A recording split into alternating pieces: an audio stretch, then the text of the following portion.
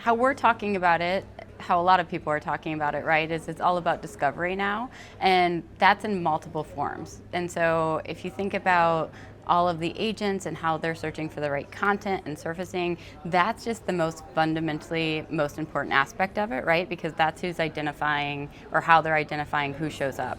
And people aren't clicking anymore. So I think it's a bit of a scary world for retailers because they need to think about their relationship with the products and that they sell, within both their physical stores and their e-commerce space. And right now they're really trying to navigate whether it's Amazon and that flywheel, and now it's not the top 3 showing up, it's just the top 1. And what's your relationship with the products when now only one is winning? And how do you help them succeed in that kind of universe? So I feel like it was really inconcise, whatever the right word is. But consumers' expectations are that what is discoverable is the best product for them. But I don't think retailers have figured out how to allow the products to necessarily have the right content to necessarily meet that consumer expectation. So it's a confusing world for retailers right now that they're trying to figure out. Well, I know you're helping to unconfuse them as they figure that out, and also when it comes to agentic commerce. I know that you really stress a practical approach, not agentic commerce as a concept. So with that in mind, what does that look like for brands and retailers? Yeah, I think number one is that we're really struggling when it comes to how to do it in a non-obtrusive, interruptive way, because again, as agentic becomes more natural in the consumer's lives, their expectation is even more so that the experience is clean, that it's personalized, and that they're getting what they want. So I think what's most important is to really think about how you naturally show yourself in terms of being the right discoverable solution, and then a really seamless path to purchase for them within that environment. And again, I know I'm going to be a broken record on this, but I think we're all trying to figure out how we make that happen and how we make it the best experience. And that's really being dictated by the consumers. And I think we all need to sit back and really figure out what their expectations are and meet them there. And I think that's kind of where we're sitting right now. I will say, hopefully I'll get the opportunity to meet with you next year. We're probably going to have a very different conversation because we're going to figure out a lot of different things, and agentic is going to grow even more than any other category ever has. So Molly, to stick with that theme of practicality, making AI tangible is a continued challenge, at least this year. We'll see about next year. Where are you seeing successful real-world applications that move beyond pilots and experiments to actual business impact? Yeah. Oh gosh. Let me think.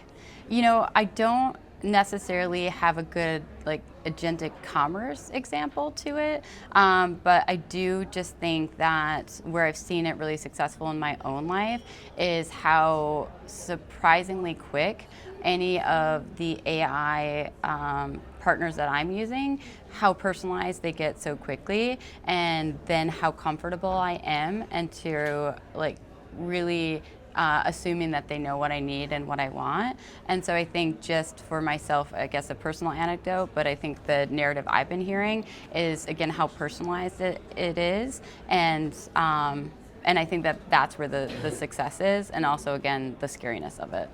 Well, let's talk about how you're seeing AI accelerate the ability to create content more quickly and also to personalize more accurately.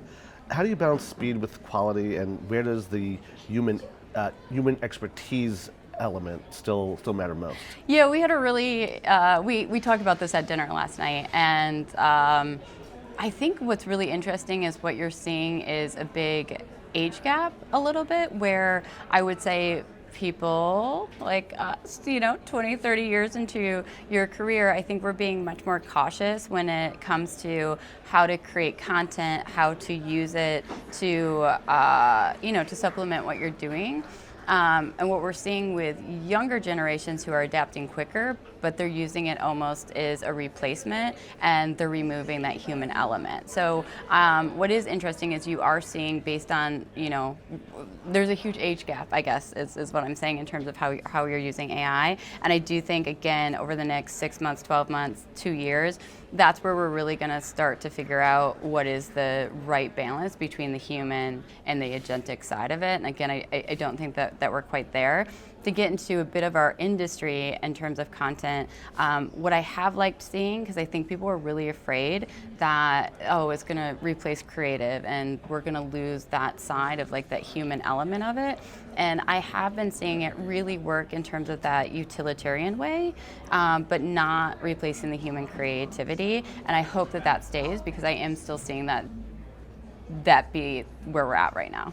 Well, trust and brand stewardship are certainly, foundational parts of that human element when it comes to AI and everything else that agencies do. So, looking at it through that lens, how do brands maintain authenticity when so much is becoming automated? Yeah, I ran a panel that was similar in this conversation a couple days ago, and De Beers was one of the panelists, and I think that they really have been thoughtful in this category, and how they talked about it is, where AI is helping us is that it's helping us understand more moments that we can be relevant to people, culturally relevant to people, and that's really where AI is really useful. But once AI has helped them kind of identify those moments, that's where they really still need to be their authentic brand when they're showing up at that moment. So that's, again, the right balance where AI can help, but you still have to be your authentic brand wherever you show up.